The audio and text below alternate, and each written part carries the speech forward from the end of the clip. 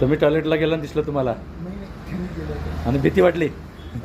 हे रात्री यांनी लेडीज गेले होते हा, तिने- आणि त्यांना दिसलं म्हणजे अगोदरच लेडीज घाबरतात. तुम्ही बघू शकता कशा प्रकारे आत पण जाऊ शकताय.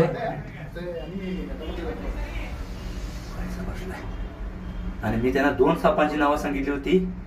तुम्ही बघू शकता मी म्हटल्याप्रमाणे हा वेरुळा जातीचा साप आणि सरळ टॉयलेटमध्ये आला. लक्षात घ्या अशा प्रकारे आत पण जाऊ शकतात साप.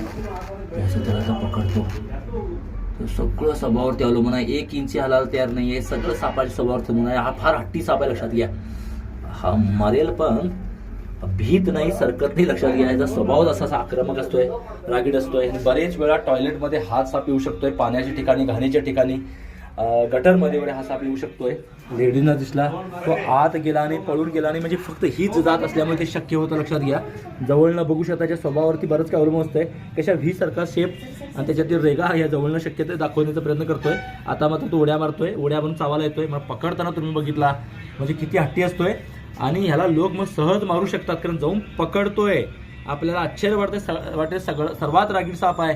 बरेच वेळा माझ्या हातात तुम्ही हा साप बघितला वेरुळा जातीचा साप आहे आणि चेकर्ड किलबॅग म्हटलं जातं आहे. जवळ तुम्ही बघू शकताय सापाला. टॉयलेटमध्ये अक्षरशः आला. भीती वाटते आपल्याला आणि कुठेही साप येऊ शकतात आणि राहू शकतात. लक्षात आहे बेडूक खाणारा हा साप आहे. रात्रंदिवस फिरतोय आणि अजगर नंतर तुम्हाला बघून लहान वाटेल पण अजगर नंतर सर्वात जास्त अंडी घालणारा हा साप आहे.